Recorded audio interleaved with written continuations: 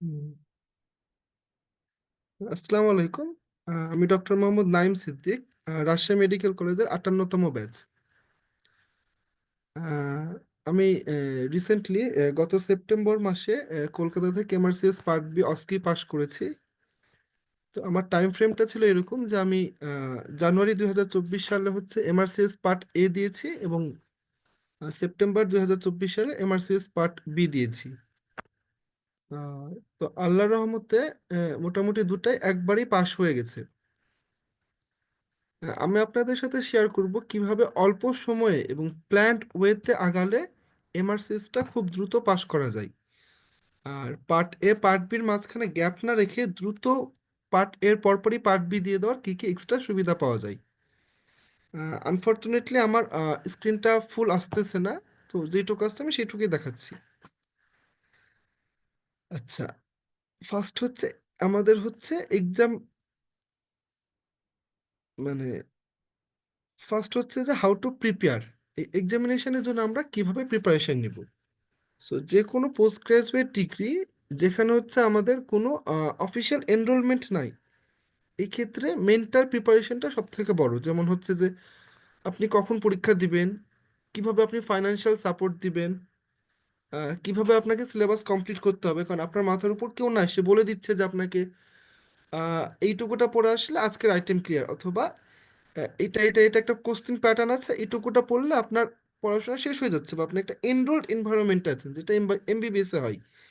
কিন্তু এমবিবিএস এর পরে এমআরসিএস এ আপনাকে নিজে নিজে পড়ে আগাতে হচ্ছে। তো এই ক্ষেত্রে আপনাকে নিজে থেকে সিলেবাস জানাটা একটু বেশি জরুরি। তারপর আপনাকে এক্সাম প্যাটার্ন জানতে হবে, আপনাকে ম্যাটেরিয়ালস কালেক্ট করতে হবে কি লাগে না লাগে। এই ক্ষেত্রে অবশ্য সিনিয়র যারা পরীক্ষা দিয়ে আসছে তারা বেশ ভালোই হেল্পফুল হয়। এই ক্ষেত্রে আরেকটা বেনিফিশিয়াল ফ্যাক্টর হিসাবে কাজ করে যদি একটা ভালো পার্টনার পাওয়া যায়। কারণ একা একা পড়তে গেলে অনেক সময় অফ ট্র্যাকে যেতে হয়। আর এখানে আরেকটা যেটা আমি ইম্পর্টেন্ট মনে করি সেটা হচ্ছে যে পার্ট এ আর পার্ট বির পড়াশোনা কিভাবে একসাথে কিছুটা হলেও মিলিয়ে পড়া যায়। দুইটার প্যাটার্ন আলাদা। একটা হচ্ছে আপনার নলেজ টেস্ট করবে, আরেকটাতে নলেজ প্লাস স্কিল দুটাই টেস্ট করবে। While part A is all about how you can answer the questions, part B is all about how you can present yourself. So পড়ার প্যাটার্নটা পুরোটাই আলাদা, কিন্তু নলেজ পোর্শনের মধ্যে অনেক কিছু আছে যেটা পার্ট এ ভালোভাবে পড়লে পার্ট বি কভার হয়ে যাবে, বা পার্ট এ পার্ট বি একসাথে পড়াশোনা কভার করা যাবে। তো এখানে শুরুতে আসি কিভাবে আমরা টাইম ফ্রেমটা সেট করব। যদি আপনি যেই দিন ডিসিশন নিচ্ছেন যে এমআরসিএসটা দিবেন, সেই দিনই যদি আপনি ডিসিশন নিয়ে নেন যে এমআরসিএস পার্ট এ কবে দিবেন, পার্ট বি কবে দিবেন, এই ডিসিশনটা যদি থাকে তাহলে আপনার হচ্ছে অফ ট্র্যাকে যাওয়ার সম্ভাবনাটা কম। আর আপনার যদি এই ডিসিশন না থাকে তাহলে যেটা হবে যে পার্ট এ দিলেন, তারপর 2-3 বছর অন্য কিছুতে এঙ্গেজ হয়ে গেলেন, দেন পরবর্তীতে দেখা যাচ্ছে পার্ট বি দেওয়ার ওই যে স্পিডটা ছিল ওই স্পিডটা আর পাচ্ছেন না। সো আপনি যদি ইনিশিয়ালি একটা প্ল্যান করে ফেলেন যে আচ্ছা ঠিক আছে আমি জানুয়ারিতে পার্ট এ দিব, দেন আমার হয়তো নেক্সট জুলাই কোনো পরীক্ষা আছে, ফর এক্সাম্পল ডি অর্থ থাকতে পারে, কারো এফসিপিএস পার্ট ওয়ান থাকতে পারে, সেটা দিব। দেন হচ্ছে আমি নেক্সট জানুয়ারিতে যে পার্ট বি দেবো, ইটস আ গুড অপশন। অথবা আপনি মনে করলেন যে না আমি এত গ্যাপ রাখবো না, আমি এই জানুয়ারিতে হচ্ছে পার্ট এ দিব, এই জুলাই আগস্টের দিকে যদি আমি কোনো সেন্টার পাই যেটা আমার পছন্দ হচ্ছে সেখানে পার্ট বি থাকে, আমি পার্ট বি দিয়ে ফেলবো। এটা আরও ভালো অপশন। তো একটা ফিক্সড, একটা আপনার কাছে একটা ফিক্সড টাইম ফ্রেম থাকতে হবে। It's not necessarily 6 months, it's not necessarily 9 months, and it's not necessarily that আমি জানুয়ারিতেই ডিসিশন নিয়েছিলাম যে জুলাই দেবো বলে জুলাই দিতে হবে। বাট আপনি যখন জানুয়ারিতে ডিসিশন নেবেন যে আপনি জুলাই দিবেন, হয় জুলাই না হলে আপনি যে সেপ্টেম্বরে পরীক্ষাটা দিলেন। সো আপনাকে এইটুকুটা মাথায় রাখতে হবে যে আপনি পার্ট এর কতদিন পর আপনি পার্ট বি দিতে চান সেটা আগে থেকে সেট আপ করে ফেলা। আচ্ছা, এরপর যেটা আছে সেটা হচ্ছে যে যারা recent graduate, for example recent graduate বলতে আমরা দুইটা গ্রুপ বুঝছি, যারা হচ্ছে কেবল ইন্টার্নশিপে জয়েন করেছে অথবা যারা কেবল ইন্টার্নশিপ শেষ করেছে। If I think about Rajshahi medical college, তাহলে আমার মাথায় আসবে দুইটা গ্রুপ, একটা হচ্ছে 59 এমবিবিএস যারা ইন্টার্নশিপ শেষ করে চলে গেছে, অথবা 60 এমবিবিএস যারা ইন্টার্নশিপে জয়েন করেছে। এরা অনেক সময় যেটা চিন্তা ভাবনা করেন যে আমাদের তো আসলে কোনো কিছু নাই, আমি ইন্টার্নশিপ শেষ করলে তো আমার আসলে ঝোলা শূন্য, কারণ আমি কোথাও এঙ্গেজড নাই, হয় আমাকে কোথাও জবে ঢুকতে হবে, অথবা একটা ডিগ্রি করতে হবে, অথবা বিসিএস দিতে হবে। এই ক্ষেত্রে যদি মনে করেন যে বাংলাদেশের জন্য আপনি এফসিপিএস দিবেন, সাথে এমআরসিএস দিবেন, আমি বলবো যে এফসিপিএস পার্ট 1 আর এমআরসিএস পার্ট এ, সার্জারির জন্য এটা হচ্ছে খুবই ভালো একটা অপশান। কারণ এফসিপিএস পার্ট 1 আর এমআরসিএস পার্ট এর সিলেবাসের অনেক ওভারল্যাপিং আছে। ইভেন কোশ্চেন প্যাটার্নও ওভারল্যাপিং আছে, এমনকি হুবহু কোশ্চেনও পড়ে যায়। এই ব্যাপারে আরেকটু পরে কথা বলছি। তো আচ্ছা আসেন, আমার যে প্ল্যানটা আমি আগেই বলেছি, যে আমি জানুয়ারি 2024-এ পার্ট এ দিয়েছি, এবং আমি এফসিপিএস পার্ট 1-এর সাথে পার্ট এ দিয়েছি। আমার এফসিপিএস পার্ট 1 ছিল 5ই জানুয়ারি 2024, অ্যান্ড পার্ট এ এমআরসিএস যেটা ছিল সেটা ছিল 9ই জানুয়ারি 2024। দেন আমি জুন জুলাইয়ের আশেপাশে সেন্টার খুঁজছিলাম, মন মতো হয়নি, সেপ্টেম্বরে যে আমার কলকাতা সেন্টারে আর কি পার্ট বি দেওয়ার সুযোগ হয়েছিল। আচ্ছা, যে কোনো পরীক্ষা দিতে গেলে ফাইন্যান্সিয়াল প্ল্যানটা খুবই গুরুত্বপূর্ণ। কারণ হচ্ছে যে এমবিবিএস এর পরবর্তী যে কোনো পরীক্ষারই এক্সপেন্সটা অনেক হাই। সেটা দেশে হোক আর বিদেশে হোক, কিন্তু যে কোনো বিদেশি পরীক্ষার এক্সপেন্সটা আসলেই বেশি। সো আপনাকে আগে থেকে ফাইন্যান্সিয়াল প্ল্যান করতে হবে যে আচ্ছা আমি এইখান থেকে এই টাকাটা নিয়ে পার্ট এ দিব, এখান থেকে এই টাকাটা নিয়ে পার্ট বি দিব। আপনি আপনার ফ্যামিলি থেকে স্পন্সরশিপ নিতে পারেন, আপনি এটা প্ল্যান করতে পারেন। আচ্ছা ঠিক আছে, আমি পার্ট এ দিব, তারপর আমি 3 মাস কোথাও জব করব, বা 6 মাস কোথাও জব করব, বা 1 বছর কোথাও জব করব, আমি পার্ট বি এর মতো টাকাটা অ্যারেঞ্জ করব, দেন আমি হচ্ছে পার্ট বি দিব। So it's all about your plan.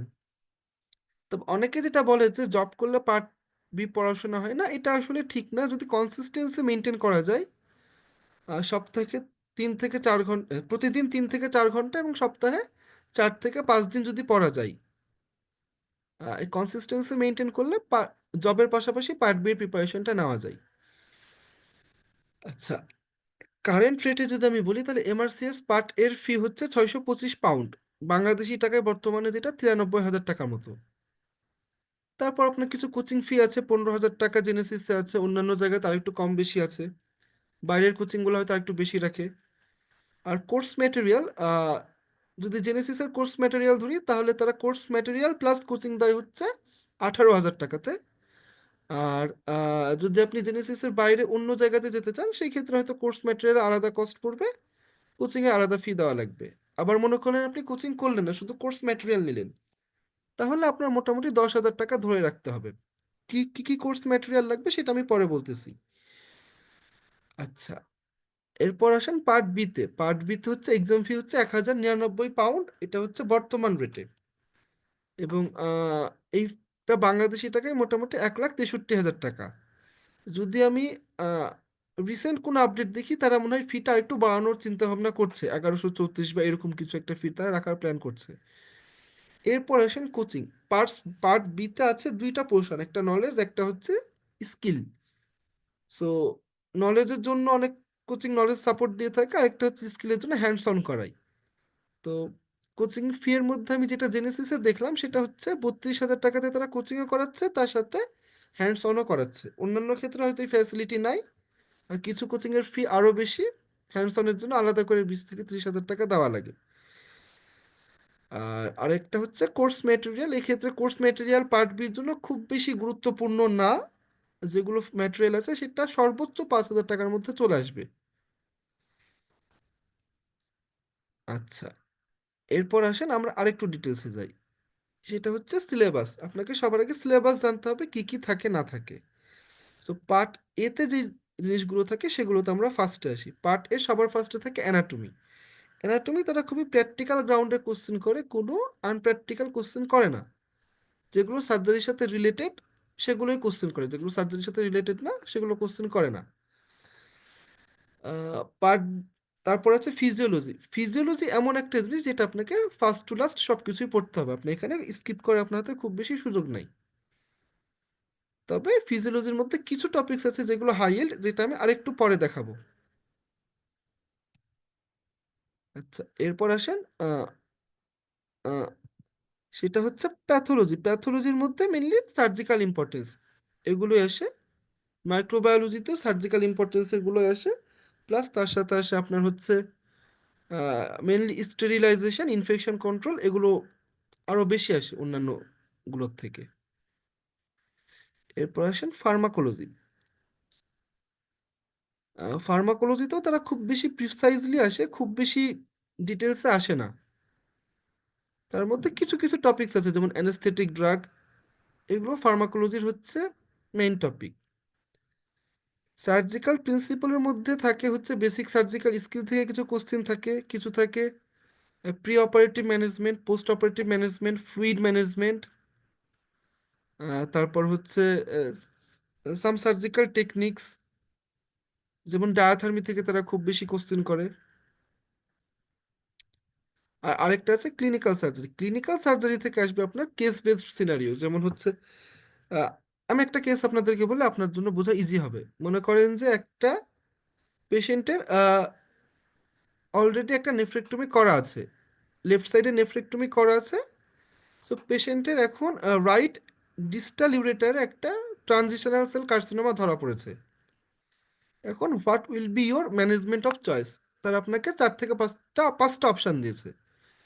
যেমন একটা অপশান আছে কেমোথেরাপি, একটা আছে ডিস্টাল ইউরেটারেক্টমি, আরেকটা আছে নেফ্রো ইউরেটারেক্টমি, তারপর হচ্ছে আরেকটা ছিল রেডিওথেরাপি। সো এরকম আরেকটা ছিল, আমার মনে নাই। সো আপনাকে এরকম একটা ক্লিনিক্যাল সেটিং থেকে কোশ্চেন দিবে এবং ঠিক প্রিসাইজলি একটা অ্যান্সার জানতে চাইবে। আচ্ছা, এরপর আসেন আরেকটু ডিটেলসে। অ্যানাটমি থেকে আমাদের কি কি পাওয়া লাগে? অ্যানাটমি থেকে যদি আমি এমব্রায়োলজি ধরি, এমব্রায়োলজি থেকে আসে নিউরাল ক্রেস্ট সেল ডেরিভেটিভস, এগুলো খুব বেশি আসে। ফ্যারিঞ্জাল আর্চ পাউচের ডেরিভেটিভগুলো বেশি আসে। সিস্টেমিক এমব্রায়োলজি, সিস্টেমিক এমব্রায়োলজির মধ্যে development of the cardiovascular system, specially heart, এগুলো খুব বেশি আসে। তারপর হচ্ছে আপনার আহ, ওই দিক থেকে আবার আপনার আসে হচ্ছে কিডনি ইউরেটার, ইউটেরাস, ইউটেরাস ঠিক আসে না, কিডনি ইউরেটার এই পোর্শনটা বেশ ভালোই আসে। আচ্ছা, এরপর আসেন রিজিওনাল অ্যানাটমি। রিজিওনাল অ্যানাটমির মধ্যে আপনাকে মনে রাখতে হবে থোরাক্স অ্যাবডোমেনে সব কিছু পাওয়া লাগবে।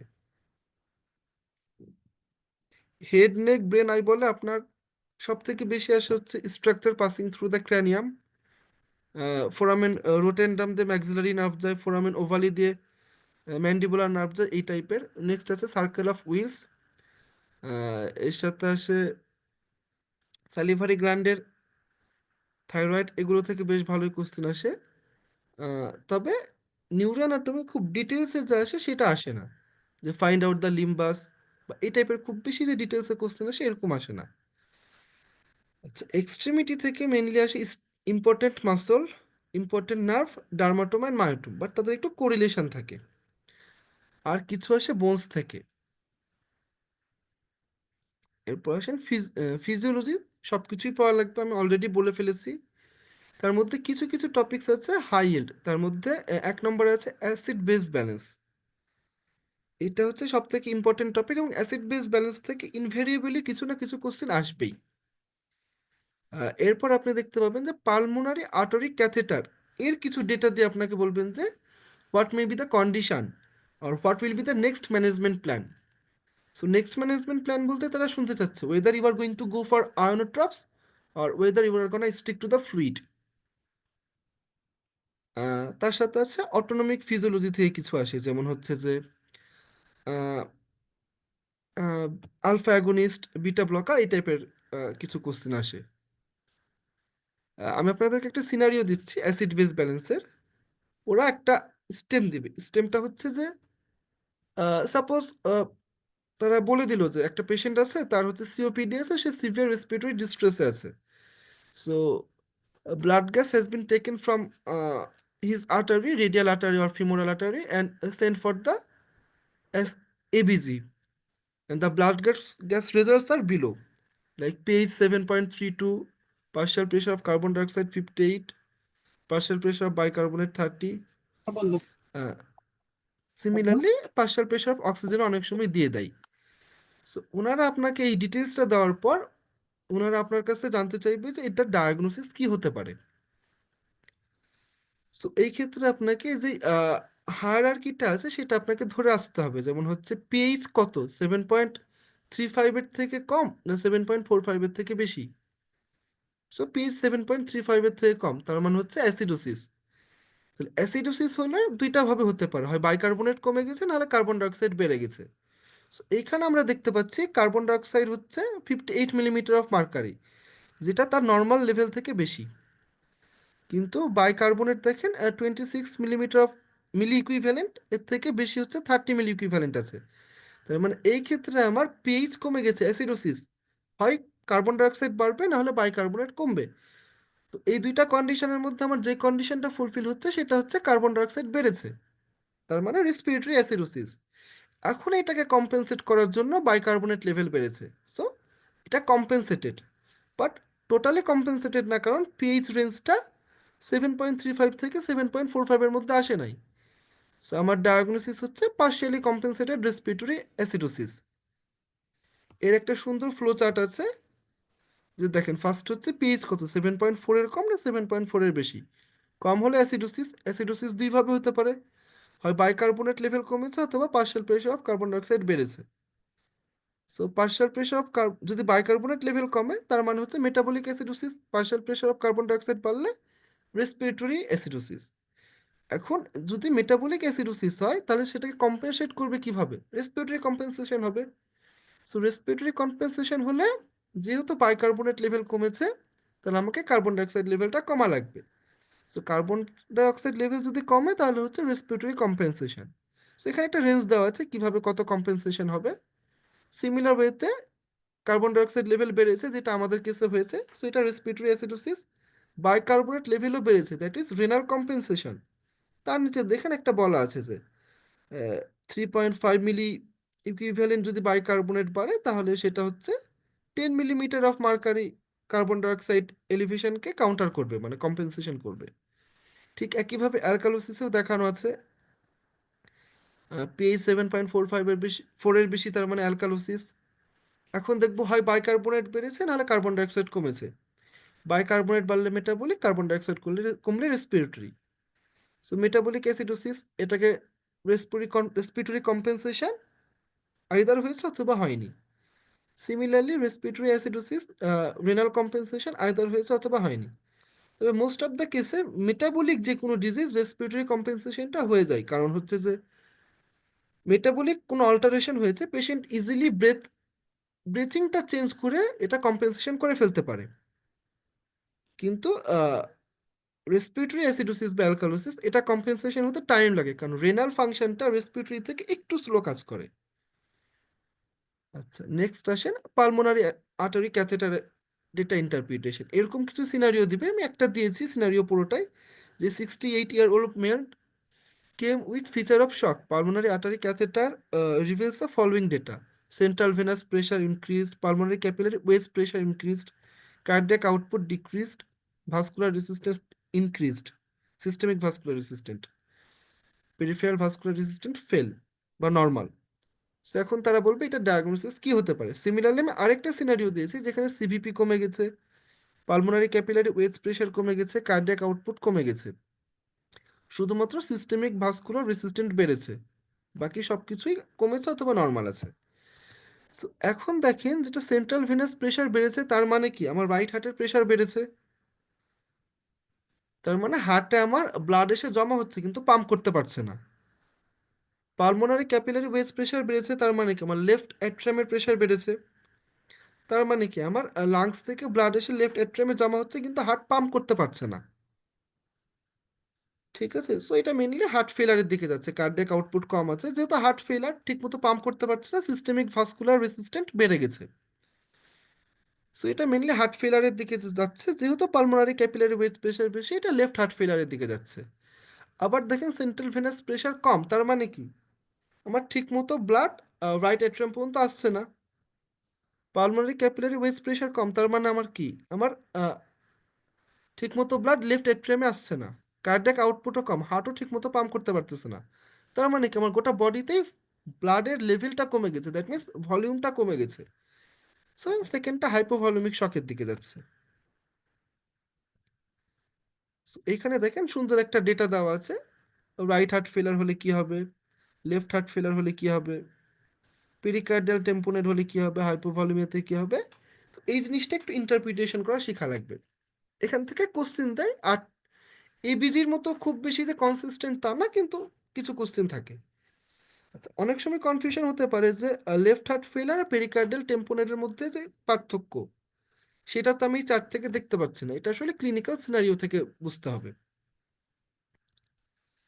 আচ্ছা, প্যাথোলজিতে আসলে জেনারেল প্যাথোলজি যা আছে, ইনফ্লামেশন, নিওপ্লাসিয়া, সেল ইনজুরি সবকিছুই পাওয়া লাগবে, টিস্যু রিপেয়ার। তার মধ্যে নিওপ্লাসিয়া খুবই ইম্পর্টেন্ট। নিওপ্লাসিয়া থেকে আসে neoplasia MEN 1 syndrome, MEN 2 syndrome, adenoma carcinoma sequence. এখান থেকে ইনভেরিয়েবলি কোশ্চেন আসবেই।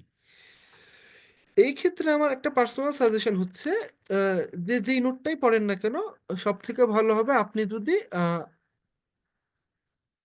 রবিনস প্যাথোলজি যেটা আছে সেটা হচ্ছে লেটেস্ট এডিশন থেকে নিওপ্লাসিয়া চ্যাপ্টারটা পড়ে নিতে পারেন।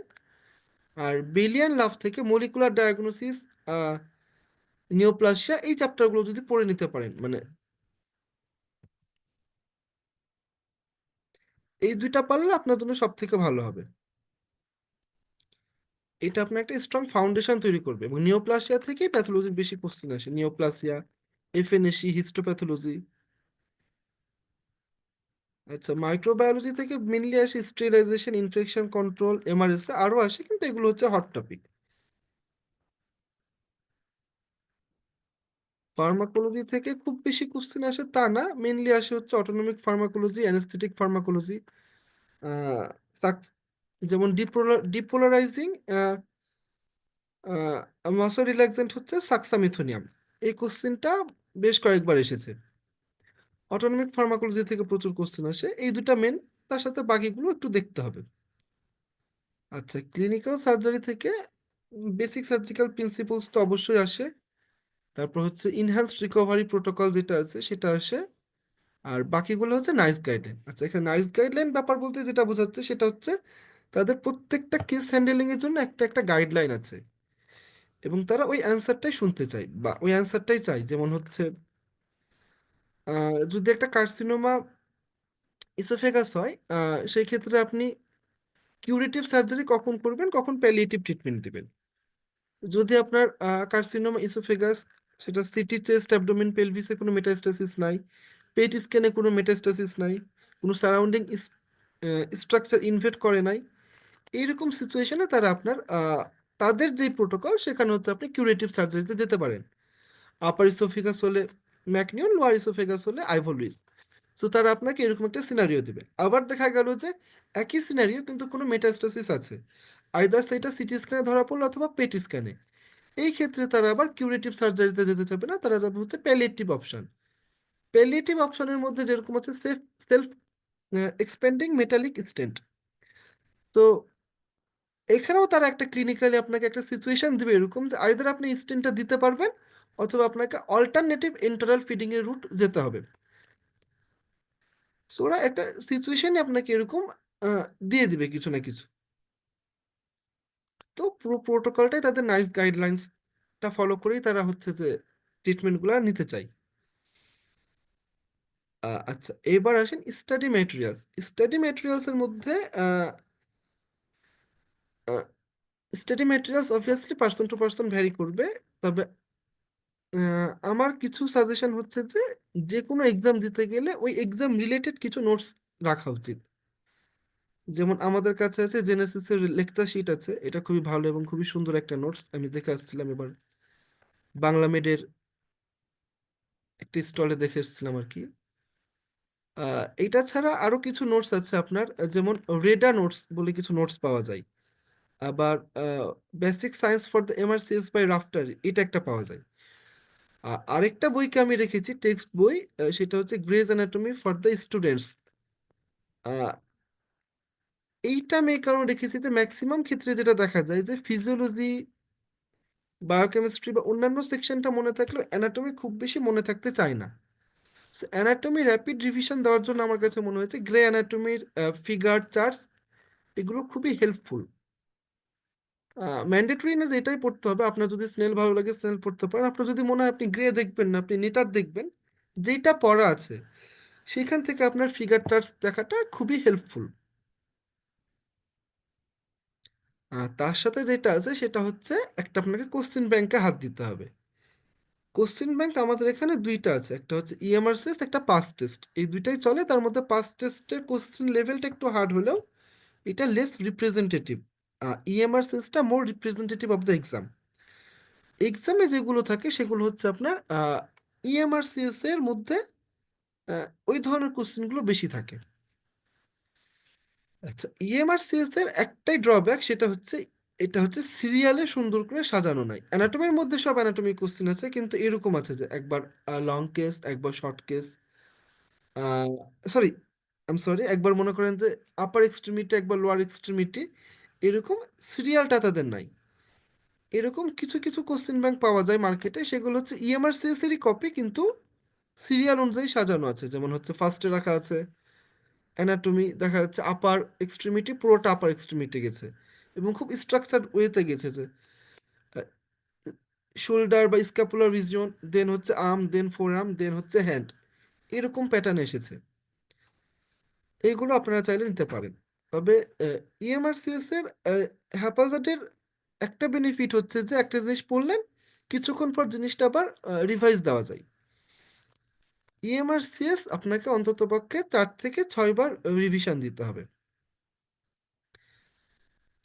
আমি যেটা করেছিলাম, যেহেতু আমাদের ইনিশিয়ালি সবাই বই পড়ে অভ্যস্ত, আমারও বই পড়ে অভ্যাস, আমি হচ্ছে ফার্স্ট টাইম যখন রিভিশন দিয়েছিলাম, মানে পড়েছিলাম, সেটা হচ্ছে যে প্রিন্টেড যে টেক্সট, প্রিন্টেড বলতে কি আমাদের নীলক্ষেতে কিছু হচ্ছে প্রিন্ট পাওয়া যায় ইএমআরসিএস এর।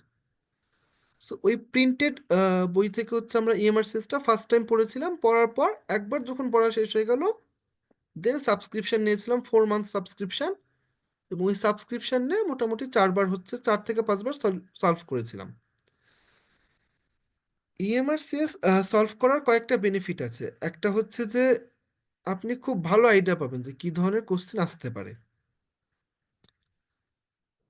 দ্বিতীয় হচ্ছে যে আপনি বুঝতে পারবেন যে আসলে আপনার কোথায় উইকনেস আছে, কোথায় স্ট্রেংথ আছে। আর অনলাইন সাবস্ক্রিপশনে যেটা বেনিফিট সেটা হচ্ছে যে আপনি এটা কন্টিনিউয়াসলি যে কোনো সিচুয়েশনে পড়তে পারবেন। আহ, যেরকম আপনি কোনো সেমিনার সিম্পোজিয়ামে গেছেন, সামনে কেউ বক্তৃতা দিচ্ছে, আপনি পিছনে মোবাইল বের করে পড়তেছেন, নো প্রবলেম। আপনি চা খেতে গেছেন, সেখানে চাইলেও আপনি পড়তে পারবেন। আপনি রিক্সায় যাচ্ছেন, আপনি পড়তে পারবেন। অনলাইন সাবস্ক্রিপশনে এটাই বেনিফিট, এবং অনলাইন সাবস্ক্রিপশন ছাড়া আহ, এতবার রিভিশন দেওয়াটা একটু টাফ হয়। বই খুললে একটু মানে প্রিপারেশন নিয়ে বসা লাগে। আর online subscription is like Facebook scrolling, আপনি যেখানে যেখানে ফেসবুক স্ক্রোল করতে পারবেন, আপনি সেখানে সেখানে ইএমআরসিএস পড়তে পারবেন। আর আরেকটা আছে রিকলস। রিকলস বিভিন্ন জনারটা পাওয়া যায়। সো রিকলসটা কালেক্ট করে মেনলি কোশ্চিনটা দেখতে হবে আপনাকে। কোশ্চিন দেখে অ্যান্সার তাদের যেটা দেওয়া আছে সেটা সঠিক হতে পারে, নাও হতে পারে, বাট এখান থেকে আপনি রিয়েল এক্সামিনারদের কাছ থেকে এসে আপনি কোশ্চেনটা পাচ্ছেন, যে একজন পরীক্ষা দিয়েছে, তার এইটুকুটা কোশ্চেন মনে আছে, সে সেইটা কম্পাইল করে দিয়েছে এরকম। তো তার যতটুকু মনে আছে, এটা কোনো অফিসিয়াল পেপার না, গতবারের কোশ্চেন পেপার এরকমও না, ঢাকা বোর্ডের ফিজিক্স কোশ্চেন এই ধরনের না, কিন্তু আপনি মানুষের যেটুকুটা মেমোরিতে থাকে সেখান থেকে সে যতটুকুটা পেরেছে ততটুকুটা দিয়েছে। কোশ্চেন কমপ্লিট হবে না অনেক সময়, অনেক সময় ডেটা গ্যাপ থাকবে, বাট স্টিল আপনি একটা আইডিয়া পাবেন। আচ্ছা, স্টাডি ডিজাইনটা আপনার এরকম হতে হবে যে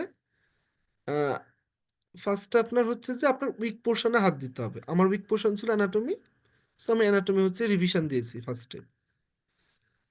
সো এরপর হচ্ছে আপনার যদি প্যাথোলজিতে উইক থাকে, তাহলে আপনাকে প্যাথোলজি দেখতে হবে। অন্ততপক্ষে জেনারেল প্যাথোলজিতে উইকনেস থাকা চলবে না। এরপর আপনাকে যেটা করতে হবে সেটা হচ্ছে, যেহেতু আপনি একটা এক্সাম দিবেন, এক্সাম ডেডিকেটেড নোটসে যাওয়া লাগবে। যেমন আপনি জেনেসিস নোট নিতে পারেন অথবা রেডা নোটস। এই নোটটা পড়লে কি হবে, আপনি বুঝবেন যে আপনার সিলেবাস অনুযায়ী আপনার কাছে কতটুকু পড়া চাচ্ছে, বা কোন কোন জিনিসে আপনার বেশি ফোকাস করা উচিত। তারপর আপনাকে ইএমআরসিএস এ যেতে হবে, যেটা আমি বলছিলাম যে একটা পেপার বেসড পড়েছিলাম। তারপর আমি 4 থেকে 5 বার হচ্ছে অনলাইন সাবস্ক্রিপশন থেকে সলভ করেছিলাম। তারপর হচ্ছে রিকল সলভ করতে হবে, তারপর আপনাকে মক্স দিতে হবে। মক্স আপনাকে খুব ভালো আইডিয়া দিবে যে আসলে আপনি কত পার্সেন্টেজের মধ্যে পাচ্ছেন। আর মক এর অল্টারনেটিভলি যেটা আপনি করতে পারেন, ইএমআরসিএস এর টাইমড টেস্ট দিতে পারেন, তবে মক্স দেওয়া সবসময় better. So this is my special formula for FCPS part one and MRCS part A. আমি এফসিপিএস পার্ট ওয়ান আর এমআরসিএস পার্টে একসাথে পরীক্ষা দিয়েছিলাম। এটা খুবই ভালো option, specially if you are fresh graduate. Fresh গ্র্যাজুয়েটদের কি হয়, যতই আমরা বলি যে আচ্ছা ফার্স্ট ইয়ার অ্যানাটমি পড়েছি, ফার্স্ট ইয়ারে ফিজিওলজি পড়েছি, সেটা আমার মনে নাই, কিন্তু আসলে কিছু না কিছু মনে থাকেই, যেটা আপনার মেডিকেল কলেজ থেকে বের হয়ে যাওয়ার পর এটা মাথা থেকে হারিয়ে যাওয়ার সম্ভাবনাটা আরো বেশি। এই মোমেন্টে আপনি যদি চান তাহলে আপনার জন্য দুইটা এক্সাম একসাথে ক্র্যাক করা বেশি ইজি। সো এইখানে আমি যে ফর্মুলাটা নিয়েছিলাম, আমার কাছে জেনেসিসের শিট ছিল, আমি এফসিপিএস এর জেনেসিসের শিটটা পড়ে গেছিলাম, সাথে সাথে আমি হচ্ছে ইএমআরসিএস সলভ করেছি। সো ইএমআরসিএস সলভ করাতে আমার যেটা হয়েছে, জেনেসিস এর এসবিএফ পালস যেরকম একটা কোশ্চেন ব্যাংক, এরকম আমার ইএমআরসিএস একই এসবি এর একই পোর্শনটা কভার করে গেছে। প্লাস ইএমআরসিএস থেকে বেশ, আমি ঠিক স্পেসিফিক বলতে পারবো না, বাট অনেকগুলো কোশ্চেন হুবহু কমন পড়েছিল। যেমন কোন মাসলটা ইনজুরি হলে টেন্ডেলেনবার্গ গেইট হবে, গ্লুটিয়াস মিডিয়াস, এরকম অনেকগুলো কোশ্চেন হুবহু আমার ইএমআরসিএস থেকে এফসিপিএস পার্ট ওয়ানে কমন পড়েছিল। আর এফসিপিএস যেহেতু আমরা খুব ব্রডলি পড়ি, খুব ডিটেলসে পড়ি, তো এফসিপিএস এর শিট পড়লে কি হয়, আপনার হচ্ছে যে এমআরসিএস এর জন্য যে বেসিক নলেজটা সেটা আপনার একবার রিভাইজ হয়ে যায়। তারপর হচ্ছে আপনার দুইটারই এক্সাম দিতে হবে। এফসিপিএস এর মোটামুটি 2 দিন পর পর আমার সম্ভবত এক্সাম পড়তো, আর উইকলি এক্সাম ছিল। তারপর হচ্ছে যে আহ, একটা সিস্টেম না, মোটামুটি একটা সাবজেক্ট শেষ হলে তারা হচ্ছে সাবজেক্ট ফাইনাল নিত এরকম। সো এরকম যদি আপনি দুইটারই এক্সাম রেগুলার দিতে থাকেন, তাহলে আপনার বেশ কনফিডেন্স লেভেলটা বেশ ভালো বাড়বে। এবং এটার জন্য আপনার টাইম ফ্রেম 6 মান্থ যথেষ্ট। এবং এটা আপনার জন্য একটা বেনিফিট যে আপনি 6 মান্থের মধ্যে দুইটা এক্সাম ক্লিয়ার করে ফেলছেন। আচ্ছা, এইবার আসেন এমআরসিএস পার্টের এক্সাম প্যাটার্ন। এখানে দুইটা পোর্শন থাকে, একটা হচ্ছে basic medical science. Basic medical science মানে anatomy, physiology, pathology, microbiology, pharmacology, এই 5টা সাবজেক্ট থাকবে আপনার বেসিক মেডিকেল সায়েন্স। এখন আসেন বেসিক মেডিকেল সায়েন্সে 180 মিনিট 180টা কোশ্চেন, এই পোর্শনটা তুলনামূলক ইজি হয়। এবং এইখানে দেখা যাচ্ছে যে আপনি মানে একবার শেষ করার পর যথেষ্ট টাইম পাচ্ছেন রিভাইজ দেওয়ার জন্য। তারপর আমি বলবো যে যখন আপনি কোশ্চেনের অ্যান্সার করতে যাবেন এক্সাম হলে, যে কোশ্চেনের সামনে আসবেন স্কিপ করবেন না। আপনার যে অ্যান্সারটা মনে হচ্ছে যে এটা হতে পারে বা এটা মোস্ট লাইকলি, ওইটা অ্যান্সার দিবেন, দাগানোর পর ফ্ল্যাগ করবেন, দেন নেক্সট কোশ্চেনে যাবেন। তাহলে কি হবে, আপনার কনফিউজিং কোশ্চেনটা লাস্টে এসে দেখা যাবে। মনে করেন আপনার হাতে শেষে 20 মিনিট আছে, আপনার 20টা কোশ্চেনে কনফিউশন ছিল, লাস্টের 20 মিনিটে আপনি 20টা কোশ্চেন রিভিউ করতে পারবেন।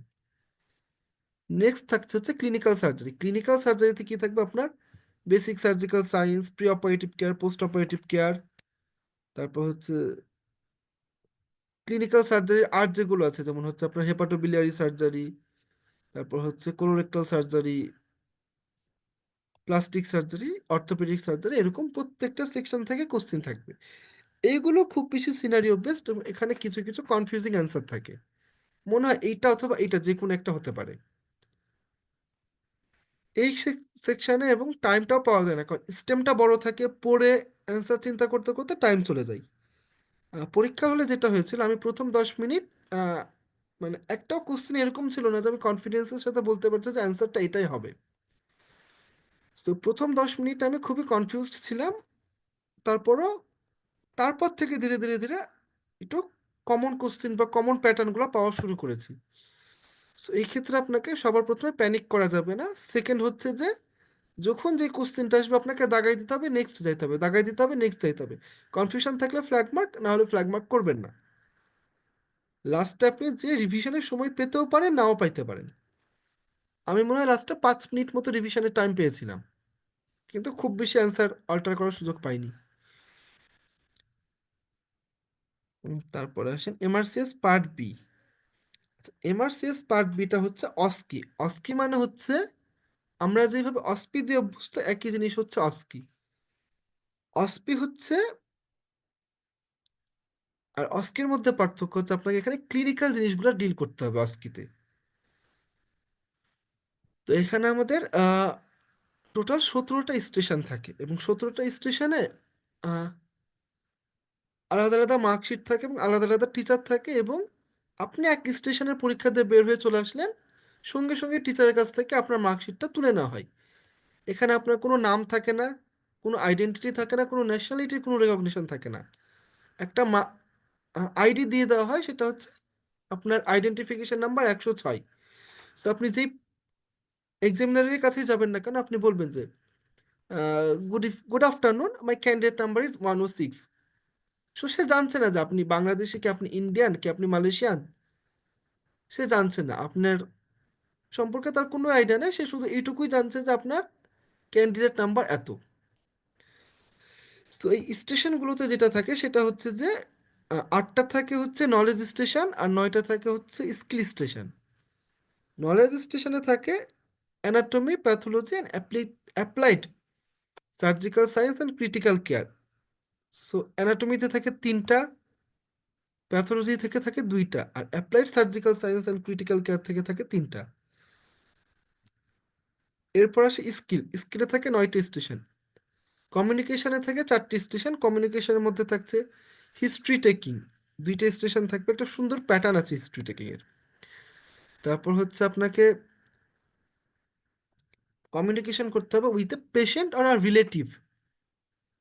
এরকম হইতে পারে, একটা স্টেশন থাকে এরকম যে rupture spleen and angry mother, মানে একটা বাচ্চা গাছ থেকে পড়ে গেছে বা কোনোভাবে আঘাত পেয়েছে, সো তার স্প্লিন রাপচার হয়েছে, তার বাবা তাকে নিয়ে আসছে হসপিটালে। তার মা পরে জানতে পেরেছে, পরে জানতে পারার পর দ্রুত দৌড়ে এসেছে এবং আসার পর আপনার সাথে চিল্লাচিল্লি করছে। আপনাকে তাকে ঠান্ডা করতে হবে, তাকে কনফিডেন্সে নিতে হবে, এবং তাকে কনভে করতে হবে যে what we are doing is in the best interest of your San, and what will the patient or the dummy patient or the dummy relative do, they will try to catch your nerve. তারা আপনাকে উত্তেজিত করার চেষ্টা করবে, তারা আপনাকে রাগানোর চেষ্টা করবে, বাট আপনাকে কুল থাকতে হবে। আচ্ছা, এরপর আসেন consultation, communication with a health care provider. Normally আমাদের কাছে একটা কনসালটেন্টের সাথে কথা বলতে হয়, অ্যান্ড ইন দিস সিনারিও আপনাকে এটা করতে হবে ওভার দ্য ফোন। সো আপনি যাবেন, ফার্স্টে যেটা থাকবে একটা স্টেশন থাকবে, এটাকে বলা হচ্ছে প্রিপারেটরি স্টেশন। এখানে পেশেন্টের একটা পুরো কেস ফাইল থাকবে। কেস ফাইলটা আপনাকে পড়তে হবে। কেস ফাইলটা পড়ার পর আপনাকে অনেকগুলো ইনফরমেশন নোট ডাউন করে ফেলতে হবে। নোট ডাউন করার পর আপনাকে যখন নেক্সট টাইম বেল দিবে, আপনাকে নেক্সট স্টেশনে যাইতে হবে। নেক্সট স্টেশনে আপনি যেয়ে দেখবেন যে স্টেশনে কেউ নাই, no examiner, no patient, no one to help you. There is a intercom. Intercom আপনি আইদার জিরো আর হ্যাশ, ওরা বলে দেবে কোনটা চাপতে হবে। ওইটা প্রেস করবেন, দেন হচ্ছে একজন কনসালটেন্ট কল ধরবে। তাকে আপনার পরিচয় দিতে হবে, কনফার্ম করতে হবে যে you are talking to the right consultant, then আপনাকে আপনার কেস প্রেজেন্টেশন করতে হবে। কনসালটেন্ট আপনার কাছে কিছু কোশ্চেন জিজ্ঞেস করবে, এটা তারও ডিটেলস আসছে পরে। এরপর আছে clinical procedure like excision of a nevus. So এগুলোরও কিছু হচ্ছে যে আহ, আচ্ছা, কমিউনিকেশন স্কিল 4টা গেল, আর হচ্ছে প্রসিজারাল স্কিল আছে 5টা। 5টার মধ্যে 3টা ফিজিক্যাল এক্সামিনেশন, আর 2টা হচ্ছে প্রসিজার, মাইনর প্রসিজার। আরো ডিটেলসে পরের স্লাইডগুলোতে আছে। আচ্ছা, এইখানে যেটা থাকবে সার্জিক্যাল অ্যানাটমিতে আপনাকে মাথায় রাখতে হবে, হয় পিকচার দেওয়া থাকবে, অথবা একটা মডেল দেওয়া থাকবে, অথবা আপনাকে এরকম হতে পারে যে একটা আইপ্যাড ধরাই দিছে, যে বলছে আইপ্যাডের এইখানে এটা কি আছে, এটা কি আছে, এটা কি আছে, এইভাবে বলবে। তারা একটা পিকচার রেখে দিয়েছে, পিকচার লক করে দিয়েছে, দেন তারা বলবে what is marked by what is marked by B, যে কোনো একটা কিছু হইতে পারে। পিকচার থাকবে, ক্যাডাভারিক পিকচার থাকবে, অথবা অ্যানজিওগ্রাম, এই টাইপের পিকচার থাকবে বেশি। সো আপনাকে মেনলি ফার্স্টে আইডেন্টিফাই করতে হবে, আইডেন্টিফাই করার পর তারা আপনাকে রেলিভেন্ট কোশ্চেন জিজ্ঞেস করবে। ফর এক্সাম্পল, আপনি আইডেন্টিফাই করতে পেরেছেন যে this one is the supramesenteric artery.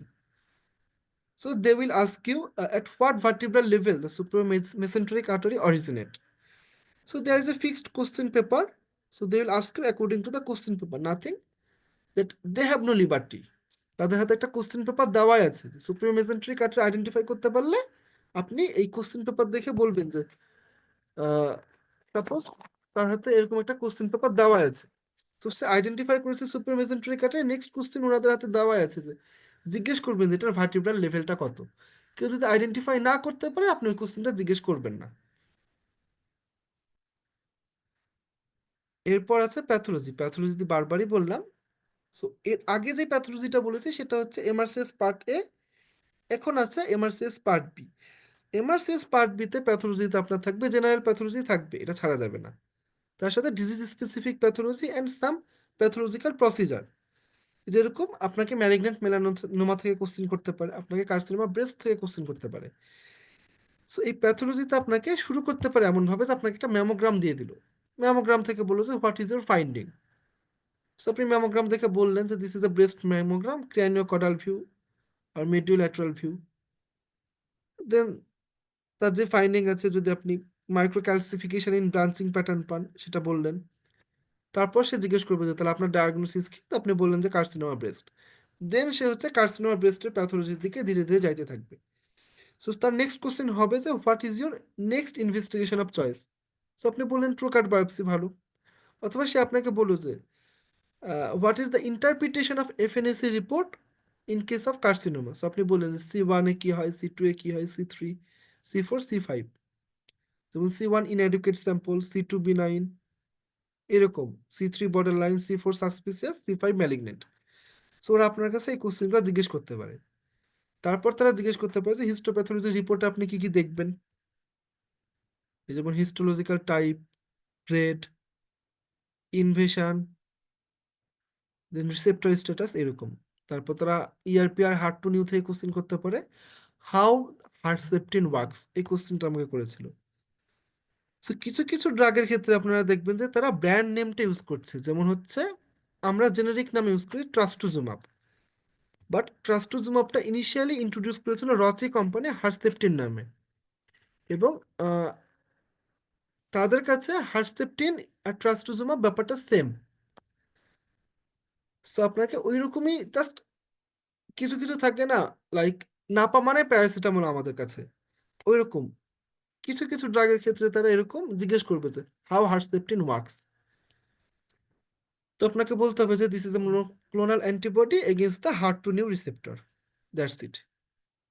তো এইরকম তারা কিছু স্টেশন রেডি আছে, তারা আপনাকে স্টেশন থেকে কোশ্চেন ধরবে। ম্যালিগন্যান্ট মেলানোমা আছে, কার্সিনোমা ব্রেস্ট আছে, অ্যাকুট প্যানক্রাটাইটিস আছে, তারপর হচ্ছে MEN one syndrome, MEN two syndrome. Direct একদম মেন ওয়ান বা মেন টু দিয়ে যাবে না, হয়তো আপনাকে মেডুলারি কার্সিনোমা অফ থাইরয়েড দিয়ে শুরু করেছে, সেখান থেকে আপনাকে ওরা মেন টু নিয়ে যাবে।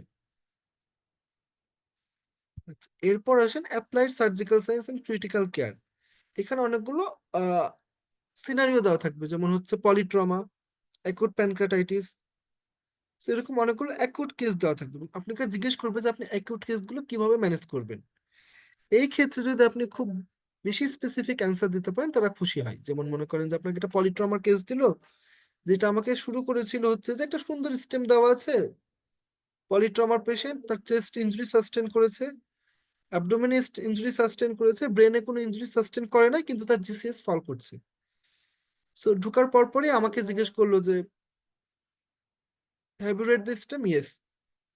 দেন তারা আমাকে একটা আইপ্যাড ধরাই দিল, আইপ্যাডে একটা চেস্ট এক্সরে ছিল, চেস্ট এক্সরেতে হিমোনিউমোথোরাক্স ছিল with multiple rib fracture. So এইটা একটা দিল। তারপর হচ্ছে জিজ্ঞেস করলো যে আমি পেশেন্টের জন্য আর কি কি ইনভেস্টিগেশন করতে চাই, আমি সিটি স্ক্যান অফ হেড করাবো কি করাবো না, এই ধরনের। এবং এখানে চেস্ট ট্রমার জন্য আমি স্পেসিফিক কি ম্যানেজমেন্ট করতে চাচ্ছি। সো এই টাইপের কিছু কোশ্চেন জিজ্ঞেস করলো। তারপর আমার আরেকটা ছিল হচ্ছে যে পোস্ট টনসিলেক্টমি ব্লিডিং উইথ জেরোভাস উইকনেস। সো জেরোভাস উইটনেস হচ্ছে এক ধরনের রিলিজিয়াস প্র্যাকটিস, যেখানে হচ্ছে তারা কোনো ধরনের ট্রান্সফিউশন বা ট্রান্সপ্লান্টেশন নেয় না। So, তারা ব্লাড ট্রান্সফিউশন করে না, এই টাইপের একটা কেস। এইখানে আমাকে তারা জিজ্ঞেস করেছিল যে এটা ম্যানেজমেন্ট করবেন কিভাবে। So, আমি বলেছি ABCD management, airway, as the patient is bleeding from the tonsil, I will at first do head extension and jaw thrusting maneuver, and after that I will give oropharyngeal and nasopharyngeal suction. So এইখানে যে blood clot থাকবে, oropharyngeal আর nasopharyngeal suction দিয়ে যে আপনি airway clear করবেন, এই জিনিসটা ওনারা শুনতে চাই। আবার আরেকটা কেস আপনাকে দিয়ে দিল, মনে করেন যে patient is talking to you, মানে the patient is talking to you, the airway is already clear. এখানে যদি আপনি বলেন যে এয়ারওয়ে ক্লিয়ার করব, ওই জিনিসটা তারা শুনতে চায় না। সো আপনাকে একটু স্পেসিফিক অ্যান্সার দিলে তারা এই ব্যাপারে খুশি হয়। এবং কিছু কিছু ক্ষেত্রে তাদের এক্সপ্রেশন থেকে বোঝা যায় যে they are liking your answer or not. কিছু কিছু ক্ষেত্রে এটা বোঝা যায় না whether they are liking your answer or not. Some people say yeah that's right, and some people say okay come to the next question. আচ্ছা, এরপর আসেন প্রসিজার। প্রসিজার মানে যে মাইনর প্রসিজার গুলো আছে সেগুলোতে আপনারা কিভাবে অ্যাপ্রোচ করবেন। Let me try to zoom this a bit. আচ্ছা, প্রসিজারের ক্ষেত্রে আপনার 10টা স্টেপ আছে, আপনাকে আগে মাথায় নিয়ে যেতে হবে যে আমি এই 10টা স্টেপ করব। আপনাকে কোনোভাবে এই 10টা স্টেপ থেকে বাইরে আসা যাবে না।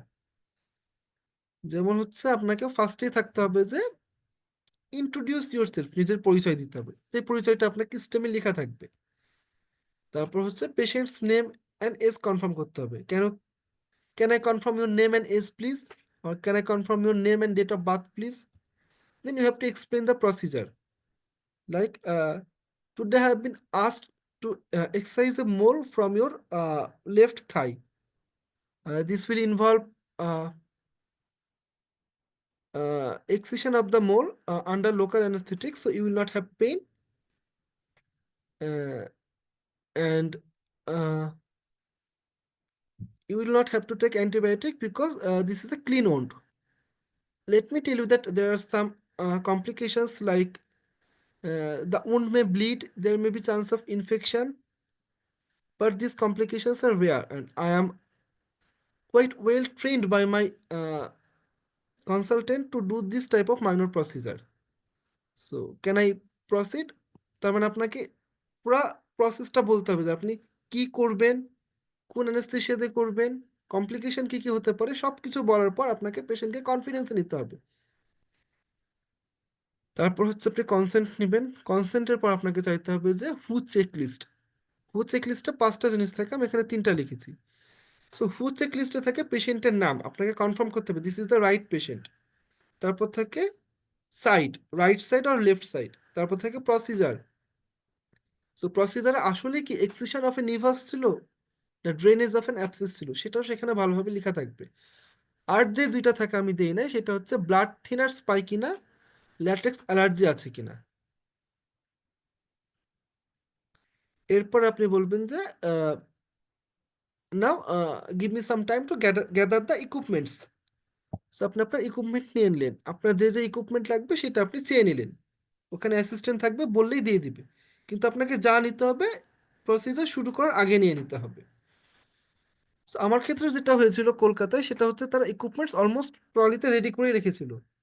আমি যে বলবো আমি যেটা চাইবো না সেটা দিবে না এরকম না, তারা মোটামুটি ট্রলিতে একটা স্টাইল ফিল্ডে ইকুইপমেন্টটা রেডি করে রেখেই দিয়েছিল। সো আমাকে আলাদা করে আর চাওয়া লাগে নাই। কিন্তু যদি কোনো জায়গাতে ইকুইপমেন্টটা আলাদা করে রেডি করে না রাখা থাকে, সেই ক্ষেত্রে আপনাকে চেয়ে নিতে হবে। তারপর আপনি শুরু করবেন প্রসিজার। প্রসিজার শেষ করার পর আপনাকে অবশ্যই মনে রাখতে হবে যে ইউ হ্যাভ টু ডিসপোজ। কোনো সিরিঞ্জ আপনি রাখতে পারবেন না। তারপর হচ্ছে যে কোনো গজ পিস আপনি পেশেন্টের গায়ে রাখতে পারবেন না। আপনাকে পেশেন্টকে একদম ক্লিন করে ফেলতে হবে, যা কিছু আপনি ইউজ করেছেন সব কিছু আপনাকে বিনে ফেলে দিতে হবে। তারপর হচ্ছে পেশেন্টকে ইনস্ট্রাকশন, যেটা আপনাকে আবার বলতে হবে যে you don't need any antibiotic but I will give you some painkiller, you need either regular dressing or you don't need any dressing. You can have your stitch up after 7 days from your GP or district nurse. So আপনাকে তাকে ইনস্ট্রাকশনটা clearly দিতে হবে। আরেকটা ইনস্ট্রাকশনের মধ্যে important হচ্ছে যে whether the patient can have bath or shower. So bath আর শাওয়ারের যে একটা কনফিউশন থাকে, শাওয়ার হচ্ছে নর্মালি আমরা যেটাকে গোসল করা বোঝাই, বালতিতে পানি আছে, মগে করে পানি ঢাললাম, দ্যাটস শাওয়ার। অথবা যে শাওয়ার আছে সেই শাওয়ারটা অন করে দিলাম, আমার মাথার উপর পানি পড়ছে, দিস ওয়ান ইজ শাওয়ার। আর বাথ হচ্ছে আপনি ডুবে যে গোসলটা করেন, either in bathtub or in a pond. So এই বাথ ট্যাবে ডুবে যে গোসল, এইটা আপনি করতে দিবেন না। আপনি যেটা দিবেন, you can have shower from tomorrow, but you can not bath yourself because it may hamper with the wound healing. And at last, you have to say that I want to do the documentation. So আপনাকে 10টা step maintain করতে হবে। এই স্টেপগুলো skip না করলে আপনার আহ, এইখানে ঝামেলায় পড়ার সম্ভাবনা খুব কম।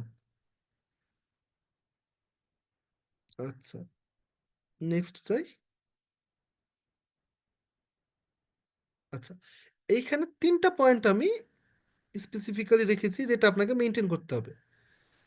You should show empathy. So I am so sorry to hear that. I can understand your condition. So the patient feels that he is valued. You have to say sorry. If the patient says that I have pain here, you will say that, oh, I am so sorry to hear that.